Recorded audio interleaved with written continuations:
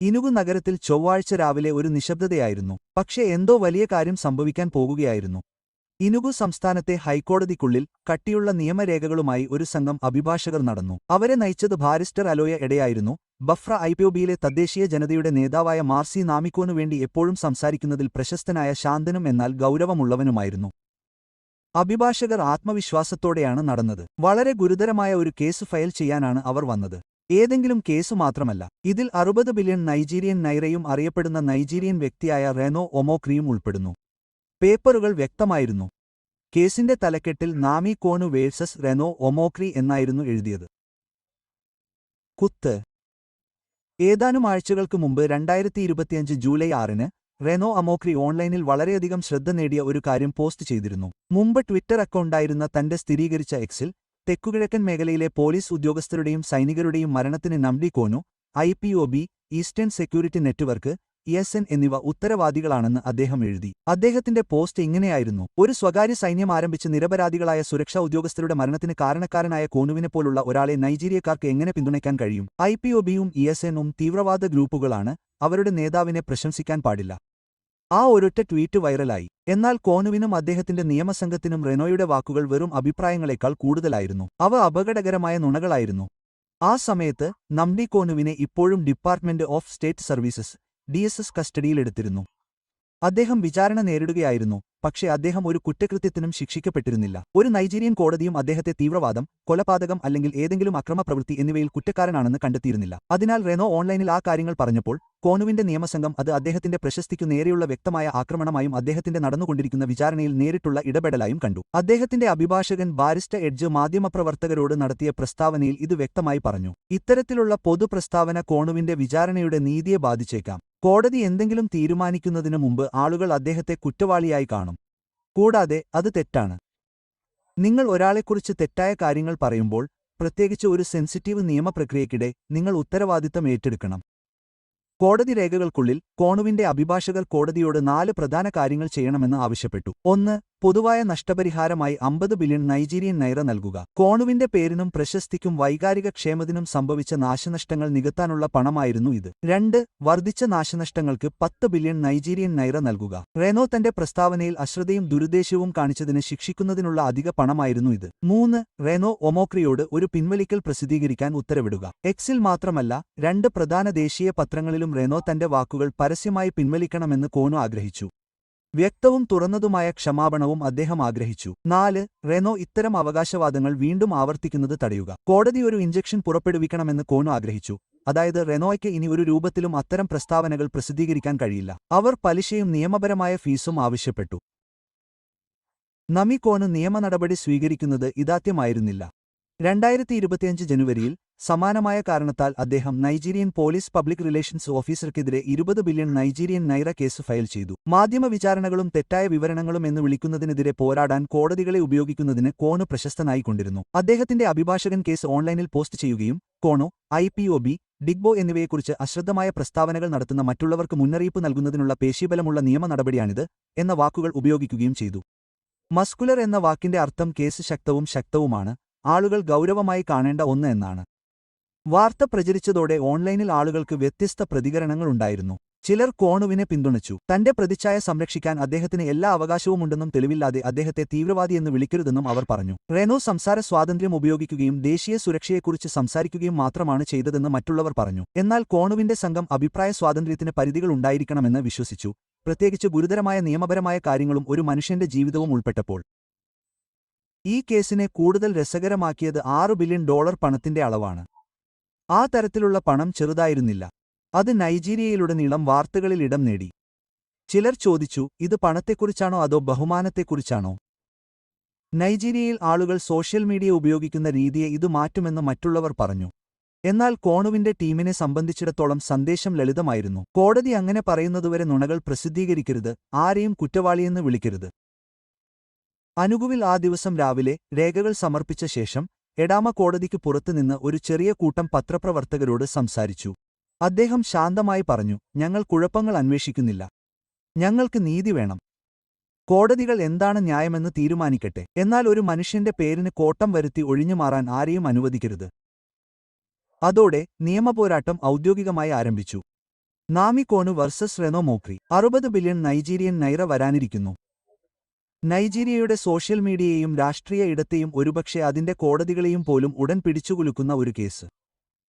പിറ്റേന്ന് രാവിലെയോടെ വാർത്ത വൈറലായി.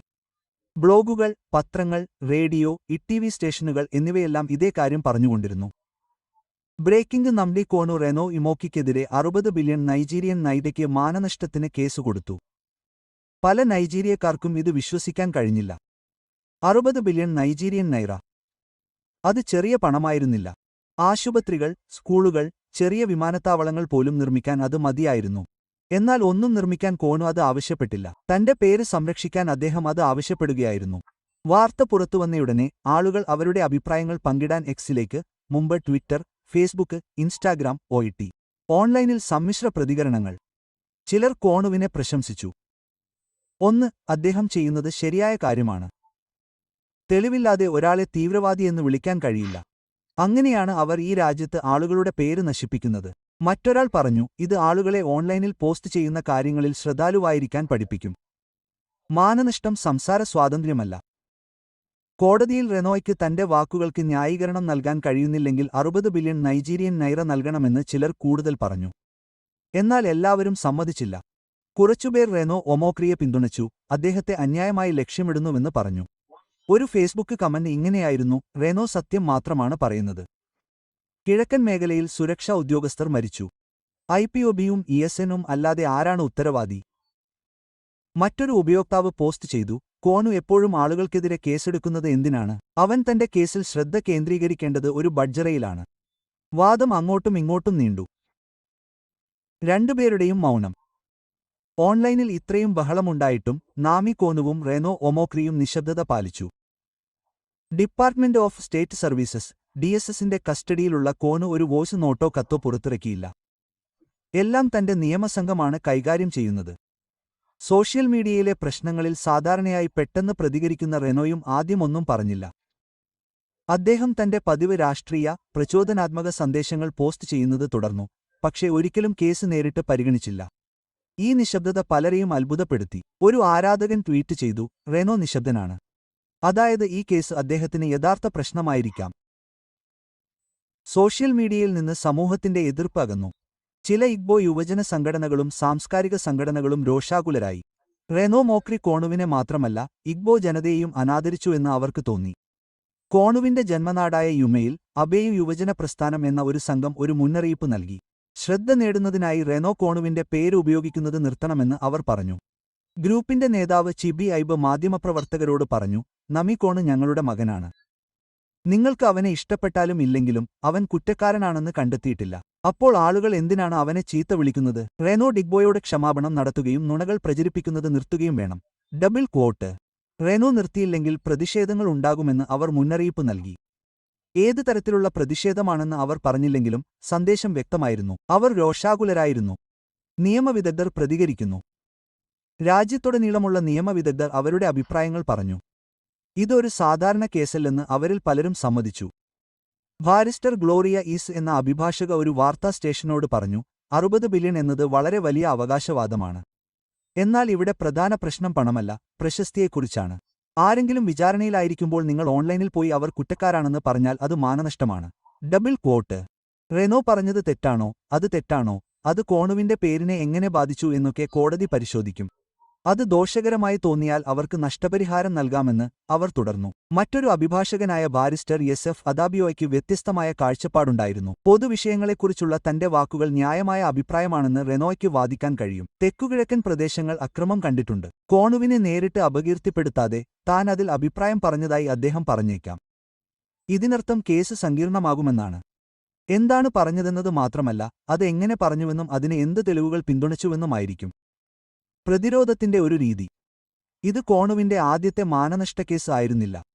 2025 ജനുവരിയിൽ നൈജീരിയൻ പോലീസ് വക്താവിനെതിരെ 20 ബില്യൺ നൈജീരിയൻ നൈഡയ്ക്ക് അദ്ദേഹം കേസെടുത്തിരുന്നു. ആ കേസ് ഇപ്പോഴും കോടതിയിലാണ്. അന്തിമ കോടതി വിധിക്കു മുമ്പ് ആളുകൾ തന്റെ പ്രതിച്ഛായ നശിപ്പിക്കാൻ ശ്രമിക്കുകയാണെന്ന് അദ്ദേഹത്തിന്റെ സംഘം വിശ്വസിച്ചു. അദ്ദേഹത്തിന്റെ അഭിഭാഷകനായ അലോയ എഡ്ജ് പോസ്റ്റ് ചെയ്തു: അവർ കോണുവിനെ മാധ്യമങ്ങളിൽ ശിക്ഷിക്കാൻ ആഗ്രഹിക്കുന്നു. ഞങ്ങൾ അത് അനുവദിക്കില്ല. തെളിവില്ലാതെ തന്നെ ആക്രമിക്കാൻ കഴിയുമെന്ന് കരുതുന്ന ആർക്കും ഈ കേസ് ഒരു സന്ദേശമാണ്. കേസ് ഫയൽ ചെയ്യുന്നതിനു മുമ്പ് റെനോയ്ക്ക് മുന്നറിയിപ്പ് നൽകിയിരുന്നുവെന്നും എഡിക്ക പറഞ്ഞു. എന്നാൽ റെനോ മറുപടി നൽകുകയോ ട്വീറ്റ് പിൻവലിക്കുകയോ ചെയ്തില്ല. അതിനാൽ അവർ കേസ് ഫയൽ ചെയ്തു. അടുത്തതായി എന്ത് സംഭവിക്കും? ഇനുഗു ഹൈക്കോടതി ഇപ്പോൾ കേസ് സ്വീകരിച്ചു. കോടതി വാദം കേൾക്കുന്നതിനുള്ള തീയതി നിശ്ചയിക്കും.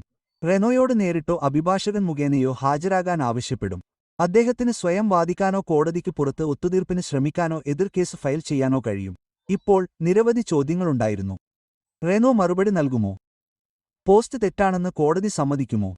കോണു, IPOB, ESN എന്നിവർ താൻ പറഞ്ഞ കാര്യങ്ങളിൽ കുറ്റക്കാരാണെന്ന് റെനോയ്ക്ക് തെളിയിക്കാൻ കഴിയുമോ? എല്ലാവരും കണ്ടിരുന്നു. ബ്ലോഗർമാർ അവരുടെ പ്ലാറ്റ്ഫോമുകൾ ഓരോ മണിക്കൂറും അപ്ഡേറ്റ് ചെയ്തുകൊണ്ടിരുന്നു. ITV സ്റ്റേഷനുകൾ പൂർണ്ണ റിപ്പോർട്ടുകൾ തയ്യാറാക്കിക്കൊണ്ടിരുന്നു. നിയമപരമായ പത്രപ്രവർത്തകർ കോടതി രേഖകൾ അഭ്യർത്ഥിച്ചു. അതൊരു നിയമപരമായ കഥയേക്കാൾ കൂടുതലായി മാറുകയായിരുന്നു. അത് ഒരു ദേശീയ സംഭാഷണമായി മാറുകയായിരുന്നു. കോന് ജയിച്ചാലും തോറ്റാലും ഒരു കാര്യം വ്യക്തമായിരുന്നു. ഇന്നത്തെ ലോകത്ത് സോഷ്യൽ മീഡിയയിലെ വാക്കുകൾക്ക് യഥാർത്ഥ പണവും നിങ്ങളുടെ പേരിനേക്കാൾ കൂടുതൽ ചിലവാകുകയും ചെയ്യും. ഈ സാഹചര്യത്തിൽ 60 ബില്യൺ നൈജീരിയൻ നായര മുന്നിലുണ്ടായിരുന്നു.